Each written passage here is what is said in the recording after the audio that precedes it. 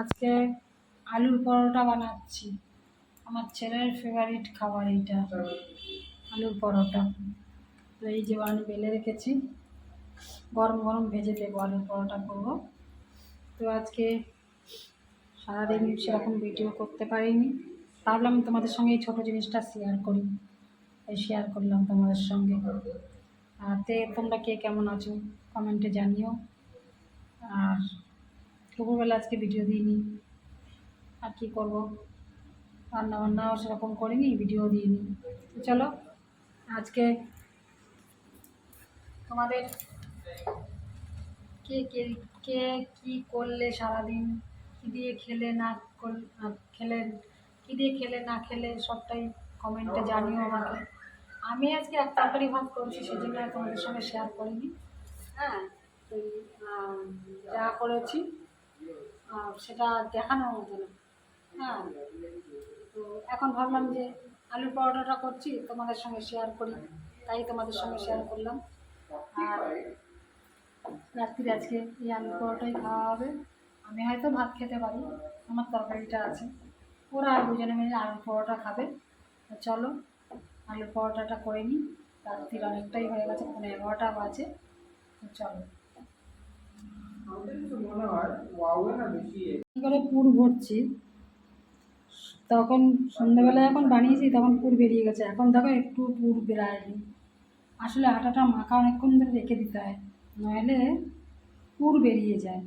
তো দেখো একটারও পুর বেরায়নি, দেখেছো কি সুন্দর করে বেলেছি, দেখো একটারও পুর বেরায়নি। দেখো এটারও তাই করবো, তো এটারও তাই করবো। তো চলো দেখো তোমরা, সে আর বলার মতো না, হেভি গরম লাগছে। এই জন্য এই গরমে না কোনো কিছু ভালো লাগে না করতে। তো যাই হোক, খেতে গেলে তো করতেই হবে, তাই করি, করে দিই না, সবসময় পারি না। আজকে অনেক দিন ধরে আটাটা ছিল, ভাবলাম করেই দিই, দুপুর পরোটা করবো।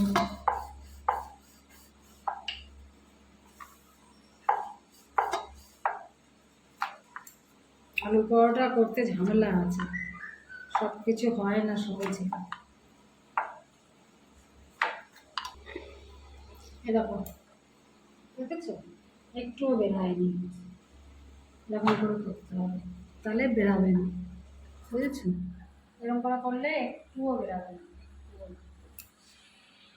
ঘামিয়ে গেছি আমি,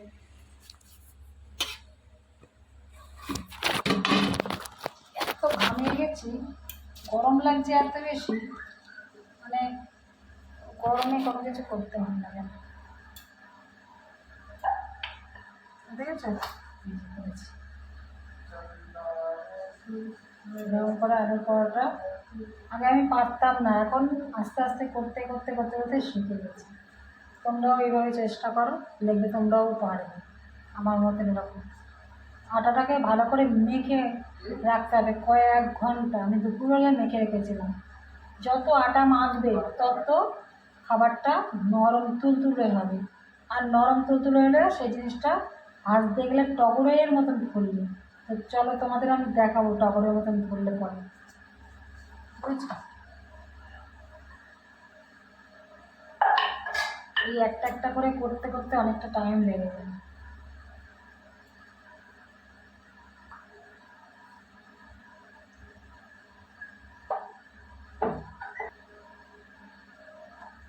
এইভাবে পুরটা ভরে নিলাম।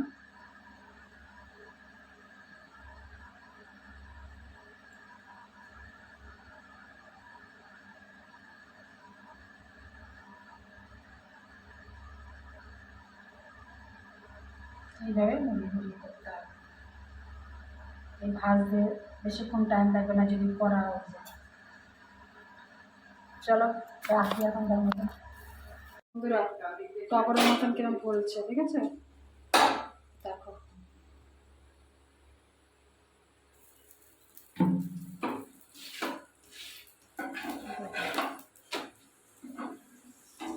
দেখো কি সুন্দর টগরের মতন ফুলছে।